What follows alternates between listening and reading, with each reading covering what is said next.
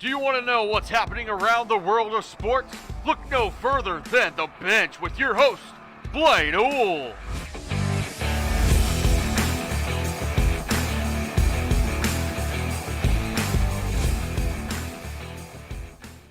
Hello, everybody. Welcome to another quarantine edition of The Bench. I'm AJ Ganger filling in for Blaine Owl. Today, we are going to have on our show Lance Reeves-Hicks, junior football player and wrestler. We are awaiting him to join the meeting. As soon as he does, we will get this interview underway. I am joined now by junior football player and wrestler Lance Reeves-Hicks. Lance, welcome to The Bench. Thank you. So, Lance, you had one spectacular year, whether it be in football or in wrestling as well. Talk a little bit about this past football season and what went right for you. This past football season, I worked a lot harder. I feel like I made a big shift in my mindset. I was able to be a lot more aggressive and dominant on the field and make a lot more plays and, show up for my team like I needed to. What is one thing that you took away from this football season that you're going to bring into the next upcoming season that we hopefully have? I just got to be more relentless overall. When you're relentless, good things happen. When you don't give up on the play, or if you give your best on each play, you can do a lot more. Now, you've been looking at a lot of different colleges over the past year. I know you still got one more year of high school eligibility left.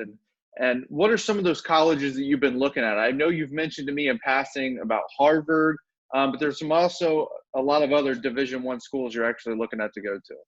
Yeah, I currently have 20 offers now. Kind of like all took off in this past month or so of this quarantine. But the biggest schools I'm probably looking at are most of the Ivy Leagues, except the only Ivy League that hasn't offered me yet is Dartmouth. But I'm really interested in the Ivy League, and then also UC, Youngstown, Ball State, and I also have offers from Bowling Green, Akron, and a few more. So it looks like you're getting a lot of the offers. Are there any of them that you're really interested in so far, or you're just kind of still looking at all of them? I'm still really taking all into consideration, but I feel like the Ivy League or UC is probably going to be the way for me. Possibly Georgetown. They have great academic program and business program and stuff like that I would be interested in.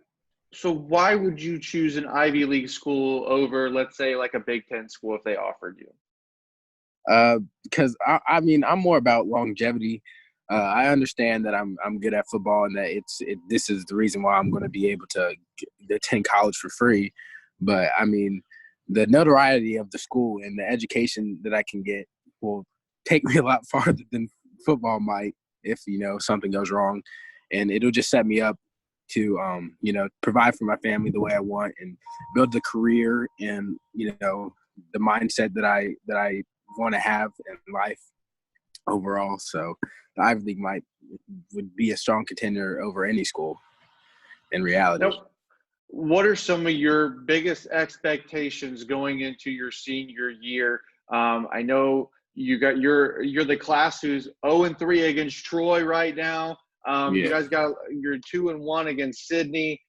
So what are some of your high expectations going into your senior football season? Well, not only for myself, but my teammates also. I honestly expect complete dominance. We have all the tools now. A lot of us are older. Some of the younger guys that have a lot of potential are older and more developed now. And there's no reason why we shouldn't take over. We have everything that we need. We just need to work hard and, take good coaching, and we should be able to shoot for the moon, I guess. So who's your favorite football coach? Who's the favorite? Who's your favorite? I really don't probably have a favorite. Coach Bargy is probably the coolest. I like Coach Bargy. Why do you like Bargy so much? I don't know. He's just always been a good guy, and he's friends with my mom and stuff. They went to school together, so Bargy's really cool. So now we're going to transition a little bit and talking a little bit about this pandemic and how things are kind of, different. Normally me and you would be in my studio at the school right now doing this interview as opposed to I'm sitting in my kitchen and you're sitting outside your front door. Um, so how have you been holding up during this whole thing? What have you been up to? What have you been doing? I mean, I've been holding up pretty well. I've just been, focusing on my diet, and I've been working out pretty hard and trying to keep up with the schoolwork and stuff. How is the schoolwork? Is it more challenging now having to do everything online than what it is in person? Yeah, definitely. It's a lot harder to learn, and I mean, the teachers try and do videos and stuff, but it's just not the same. And it works. It has to work for now, but it makes things a lot more difficult, I'd say. What's one thing you miss the most about being at the high school right now? Well, I really miss being around my friends and the environment and the teachers and being able to see everybody's face and learn, hand on hand instead of over the computer. Yeah, I agree 100%. Now let's transition into talking about this past wrestling season. You had probably the most dominant wrestling season I've ever seen and not make it to the state tournament Yeah. in the history. I mean, you had 33 pins, which is a school record, and you also set a school record for most wins for a junior in school history with 36.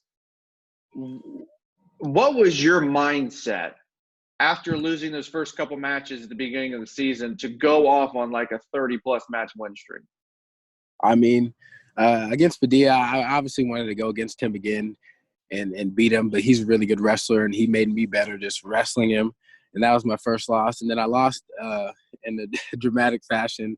I think the score was like 4-6 or something at Edgewood, and that really kind of messed me up. I had worked really hard to lose the weight for wrestling, and I wasn't quite, there yet physically, so I couldn't compete at my top level yet, and it just kind of messed me up that I lost that match. So I didn't want to lose anymore.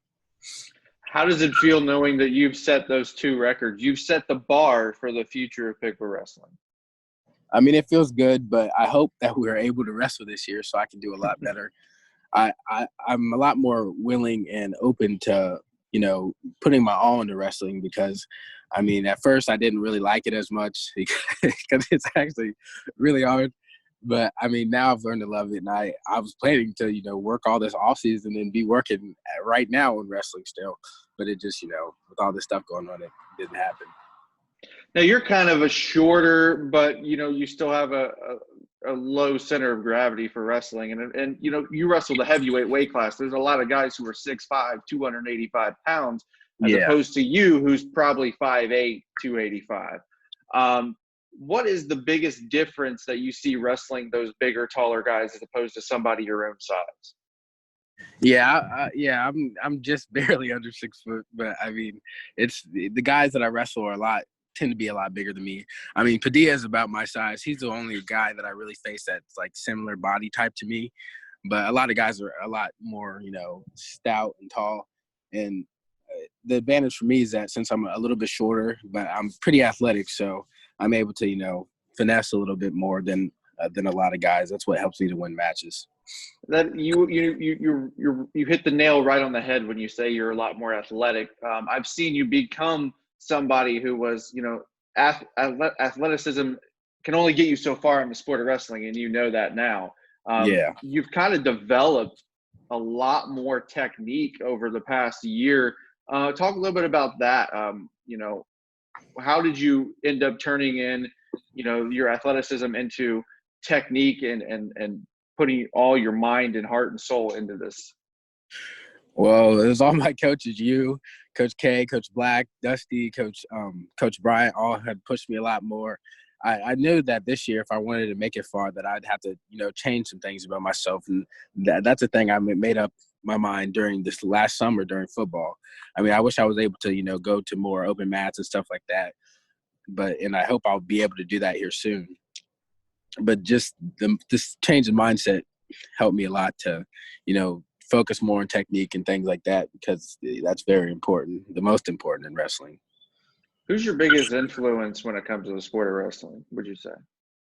I mean, I don't have really a huge influence, but I mean, Coach K has been a big factor in my life. He's a man that I look up to and appreciate, and it really helps me out having him around and coaching me and stuff like that. Coach K has been around there for a long time. Even when I started wrestling, Coach K was still there. So, and then you get a coach side by side with him. It's kind of, everything comes full circle. Yeah. What are some of your goals going into the next wrestling season? I know there's one big goal on your mind, Yeah. but what are some of your other goals as well?